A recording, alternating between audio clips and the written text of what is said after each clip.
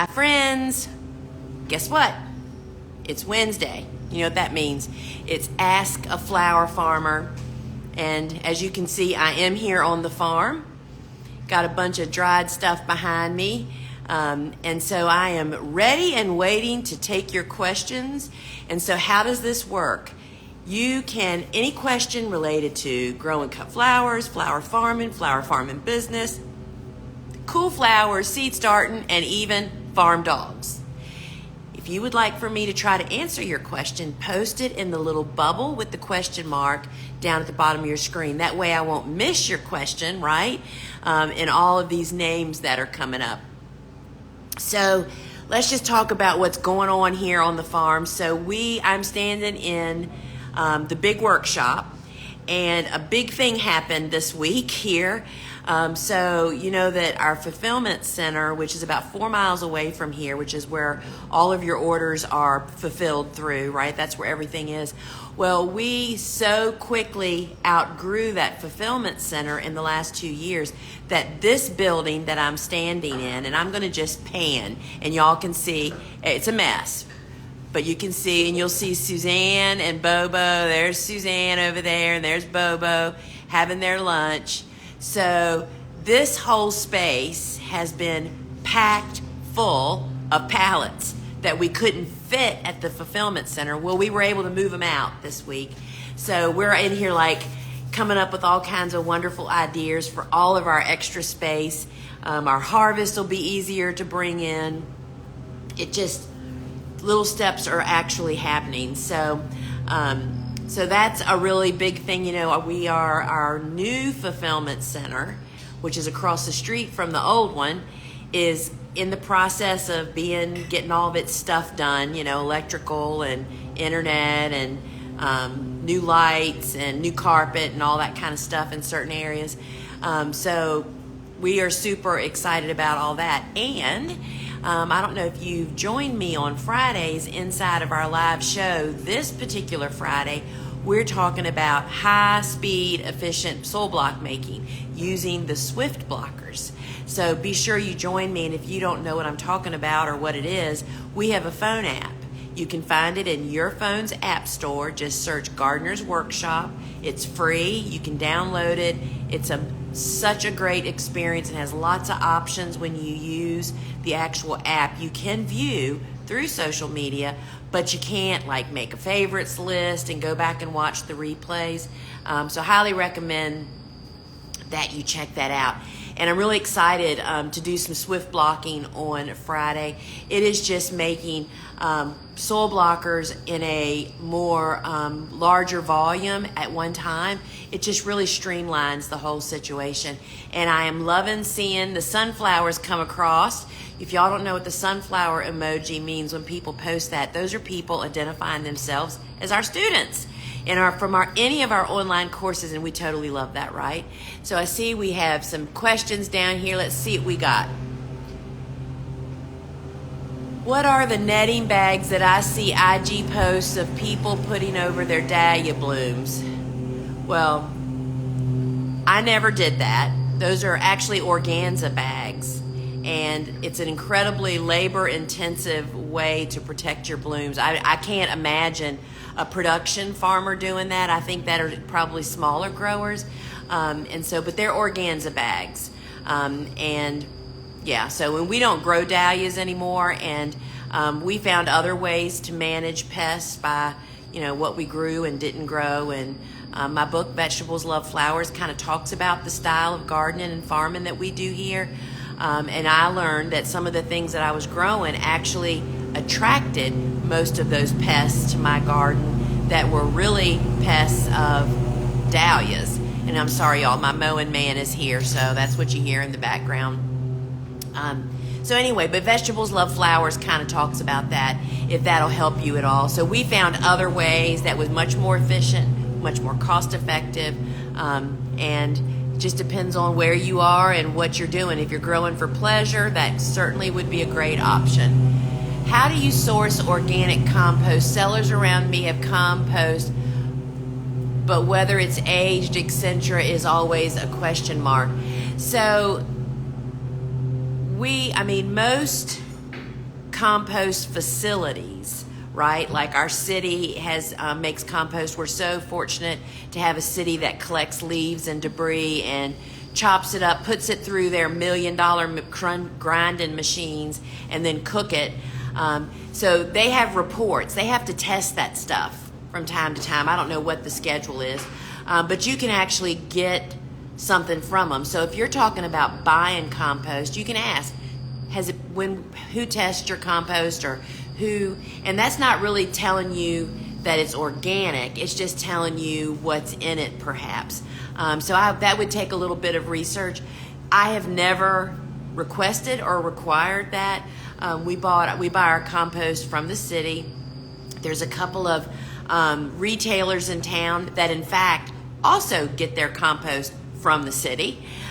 So we've just never had that problem. Now, if you're worried about pesticides and herbicides being in the product that's being used to make the compost, that's something that we see happening more and more now that there's systemic herbicides, which means an herbicide that's applied that stays in the plant tissue, and even after it's composted, it is still present and accounted for, and it can actually still kill plants. If you're worried about that, we just never had experience with that in compost. So I would just ask whoever your suppliers are. It's not really so much an organic supply as it is just showing that it's pesticide or herbicide free, might be my question. Because organic does use pesticides. They're just organic based, so that's a tough one. If you want a second flush of Snapdragon, should you fertilize? If so, with what? Well, Snapdragons typically, depends on what you're growing, where you are, your conditions. We fall plant Snapdragons, and then they're cool season hardy annual, right? And so we fall plant, and you can also very early spring plant them. And we space them such that they produce multiple stems. So, we get 8 to 15 stems off of a plant.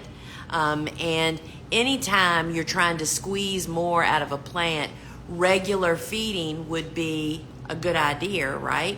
But of course, planting them into healthy soil is kind of why we kind of get it. We add dry organic fertilizer when the soil's prepared, and then we don't really do any fertilizing beyond that. But our soil has been being built for 25 years and even before I got here, right? So that's not so necessary. So based on your soil, and perhaps a fall soil test is always in order every year, no matter what you're doing, to find out, is there nitrogen depleted? You certainly want to use, the general purpose organic fertilizer that we use is on our website. You can find it under supplies, so you can see what it's made up of. It's processed chicken litter is what it basically is. So it's really more about the conditions, the growing conditions, the soil they're in, and what time of year it is as to how to get more stems from snaps. Do you shred the sunflower stems after harvest? So for us to flip sunflower beds, because we plant every week, particularly back when we were in high production, when an entire bed would be all one planting, as soon as the last sunflowers, usually it takes about a week to cut that bed, right? And as soon as it's done, we bush hog those stems, so that doesn't really shred them, it just chops them up. And then we till and prepare for whatever is going there next. But if you used a flail mower, which really does chop it up much, much smaller, that would be more beneficial, but few people have access to that. We do have one, but frankly, we don't use it as often as I'd like, just because it's very involved to hook it up, and it is super slow. You have to go super duper slow, which in translation means it takes much longer to do that. So yes, they do get chopped up, but we do that with the bush hog. Do you support your Snapdragons? Mine are so tall and some of them have fallen over. What's the best way to support? What a great question, near-sighted woman. Cute name. So yes, Snapdragons definitely benefit from being netted. Do we always net them? Sometimes if you miss the opportunity to net, meaning once they grow past the height of where the netting should actually be, which is at the halfway mark, it's too late. You kind of missed your chance, and then you're gambling every single time it rains. You're holding your breath, as I'm sure that sounds like what you're experiencing now. So flower support netting should be installed. We try to do it soon after planting, so it's just there and the flowers just grow right up through it. You can find flower support netting on our website, thegardenersworkshop.com. We sell it from 20, 50 foot, 328 feet, and we now even sell rolls of 3,280 feet. So it doesn't matter what size you need, we've got you covered on that. And it is reusable when you follow the steps of removing it immediately after the crop is done. And a big part of that is, getting it out of the garden before it becomes a mess, rolling it up, and putting it inside somewhere where it's out of sun and you can use it from year to year. But you can find that over on our website. Have you gotten that Chinese lantern moth? I've seen 3 here on Long Island. They're fast, but they're eating everything. So what is the official name of that, Bobo? Do you know?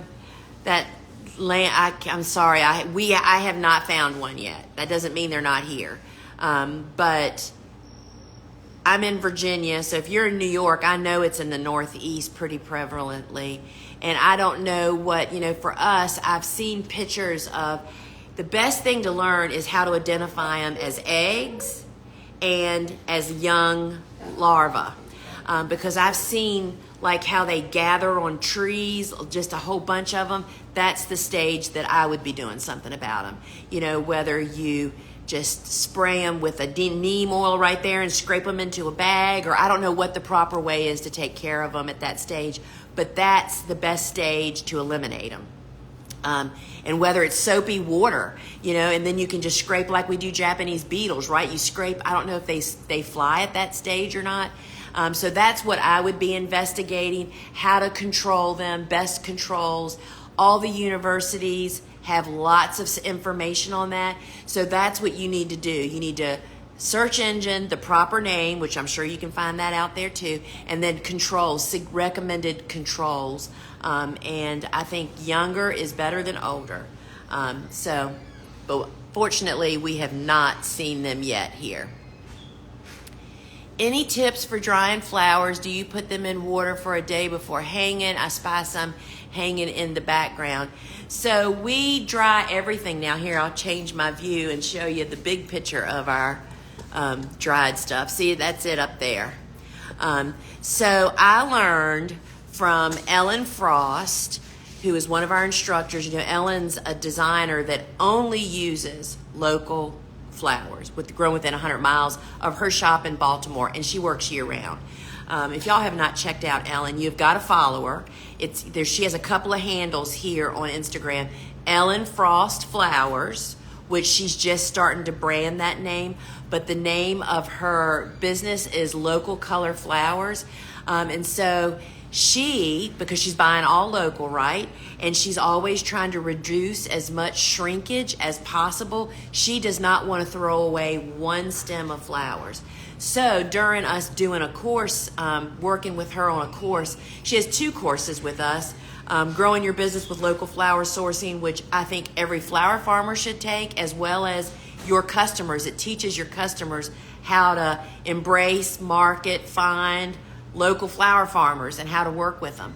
But as a flower farmer, you want to know what the florists need, right? Anyway, part of what came out of that is that she doesn't want to throw away any stems. So they literally hang every flower that they don't use.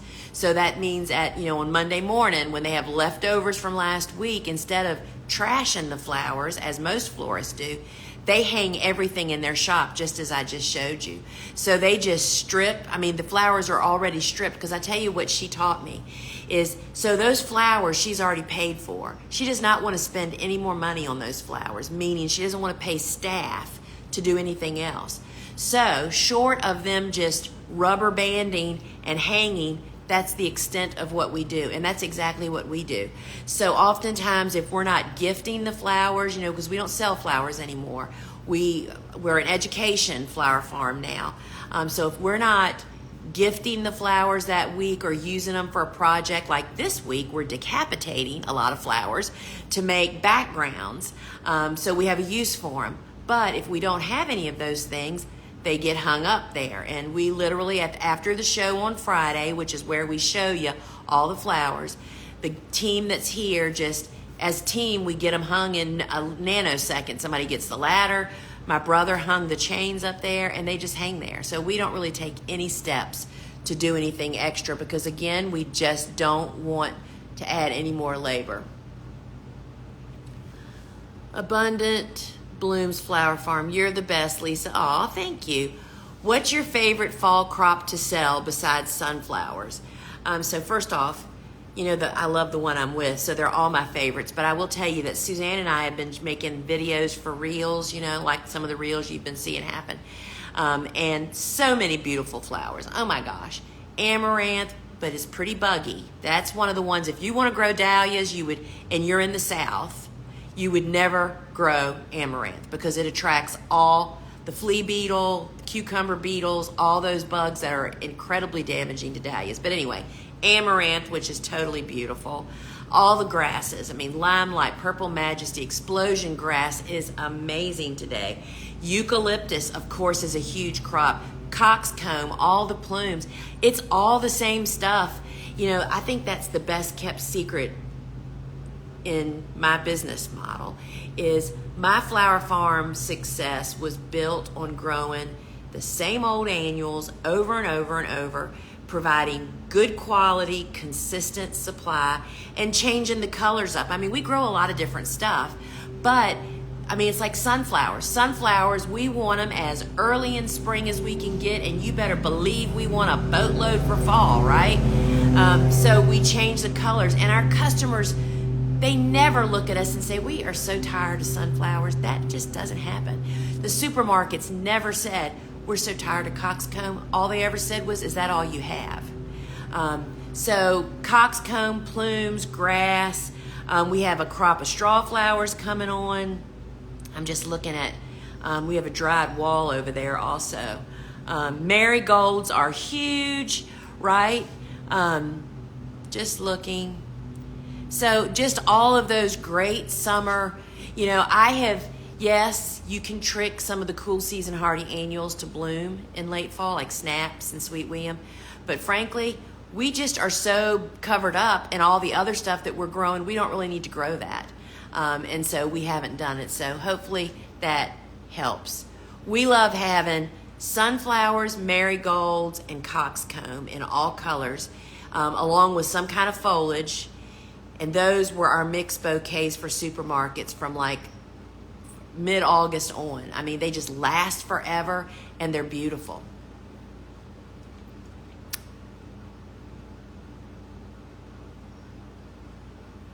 When is the right time to start seeds for Cerinthe? My first frost date is October 20th. So, that really depends on how how you grow seedlings. So I'm just trying to think. We just brought that back in the mix last year. We got beautiful pictures of that for the book. I can't wait for y'all to get my book. Comes out February of 2024. And if you're not on my wait list or if you haven't pre-ordered on Amazon, please do it. Because what that does is tells Amazon how many books they need to order for the first run. They multiply how many pre-orders they have by a number. And we do the same thing. We already have thousands on the wait list. And what'll happen is when those books come, we will fill all those orders and the publisher may or may not have books ready. You know what I mean? So it helps us so much to gauge how many books to print.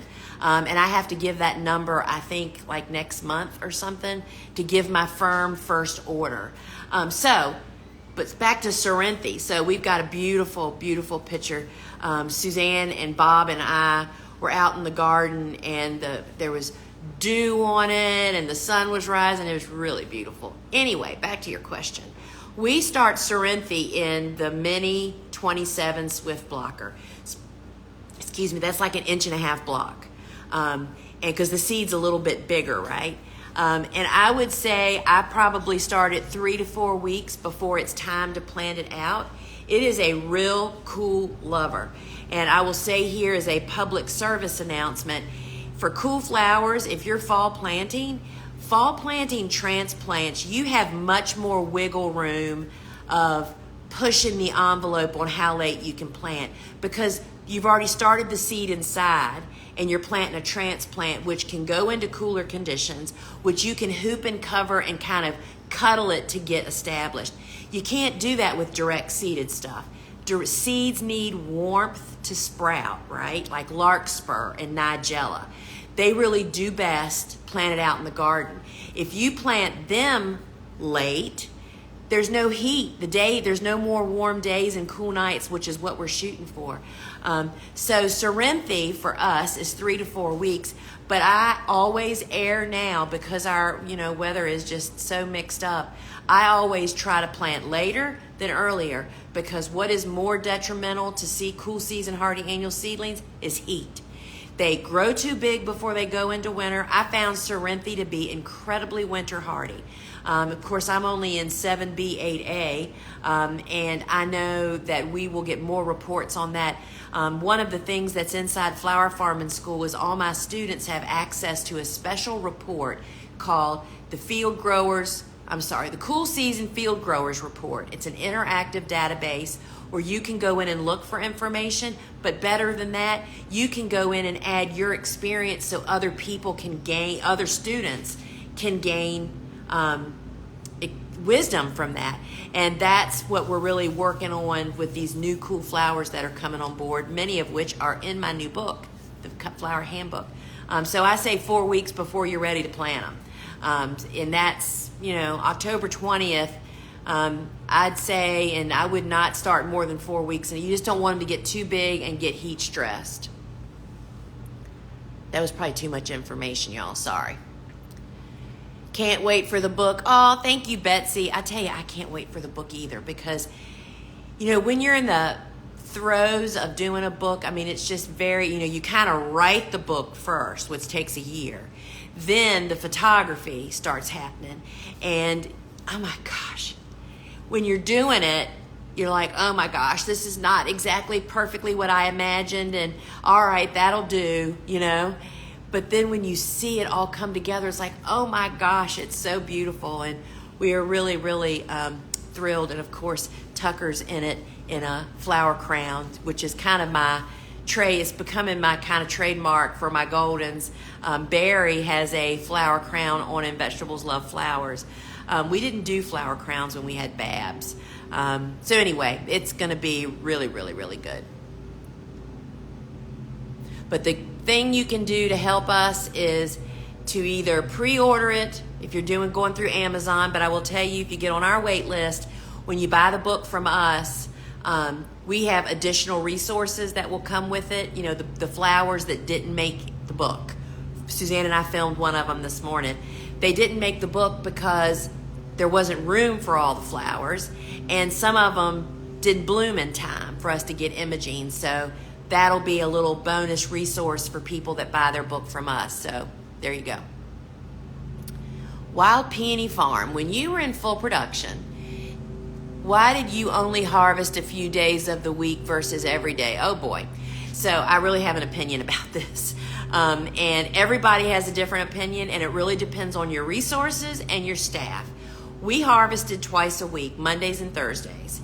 And we found that to be, with the exception of sometimes in spring for cool season hardy annuals, like for instance, let's say Snapdragons, if you have a spring like Virginia has a spring normally, which means it's still cool at night, but it'll go up to 85 degrees in the afternoon, and then it drops back down to 60 degrees that night.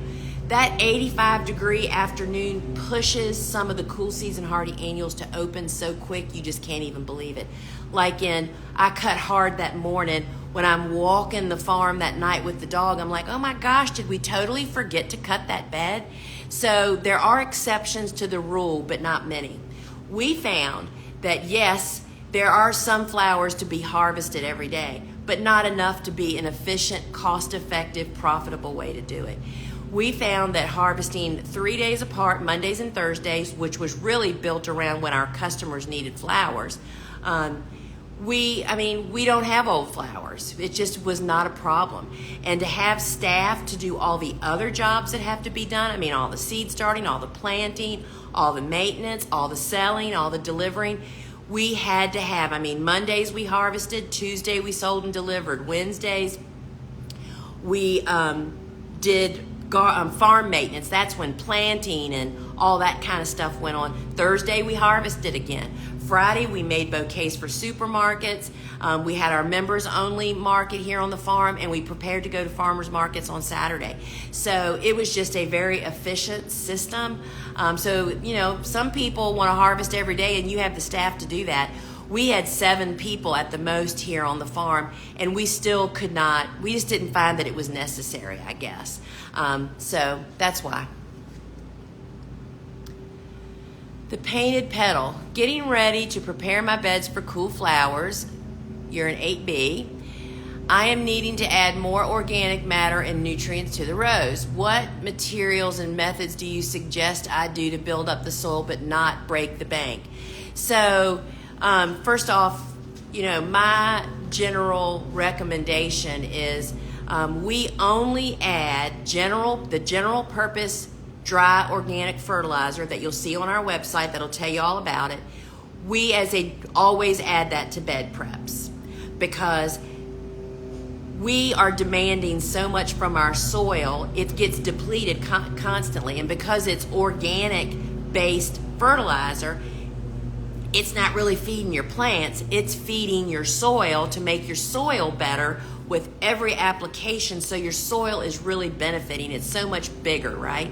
So we apply dry organic fertilizer at every application, and you just need to spend the money. We have a pallet of bags shipped. You need to find the closest farm supply store that sells an organic based dry organic fertilizer. If you have a lot, or you might be able to find something at your local nursery or wherever, but going to a farm supply and just biting the bullet and paying for shipping, getting a lot of stuff at once, getting potting soil, getting compost in bags, getting your fertilizer, and just having it shipped to you. Yeah, it's $200, but guess what, friends? That stuff lasts for years if you keep it dry. You can fill a pallet, and the reduction in the cost of the product certainly outweighs the cost of shipping. Anyway, I would use the dry organic fertilizer to build it up, and also get truckloads of compost.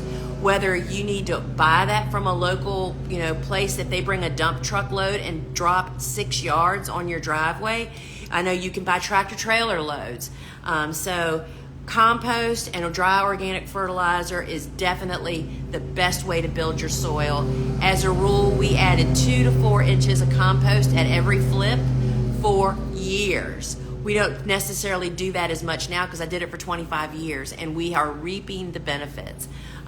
So I tell people, do not waste money investing in perennials, shrubs, and bulbs until you have taken the steps to build your soil. Because that's what controls your irrigation, your pest and disease resistant, how abundant your plants grow. So many times we put the cart before the horse, right?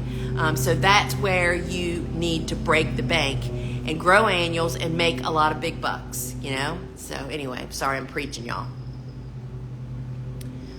All right, so I'm going to answer this one last question, and then we're done. Why did you not sell dahlias? I am a micro farm and do not really have the space for them, but feel the pressure to jump on the dahlia bandwagon. Any advice from a business standpoint? So first off, it's not that I couldn't sell dahlias. I could have sold dahlias until the cows came home. They just demanded more care than a lot of other flowers that I could sell that I could make as much or more money from square foot wise. So that was, dahlias, and it really comes down to, I sold flowers a lot of way to florists, members only market, farmers markets, and I could have sold anything that we grew. But dahlias do not last as long. You're looking at a 5-day vase life in general. Got to have a cooler to make them last that long. They take a lot of water. They have pest issues big time. And so I grew dahlias so this is my 25th year. I would say that I grew dahlias for 10 years of that 25 years in actually 2 different times. And, so it's not that, I could make money off of them, but I found much easier, lower, higher profit margin flowers to sell without the risk. So we would never put dahlias in supermarket bouquets. They don't last long enough. We didn't even like putting them in our bouquet drop-off because they just don't last as long as the rest of our flowers. So it really, if you're selling to event florist, you got to sell dahlias.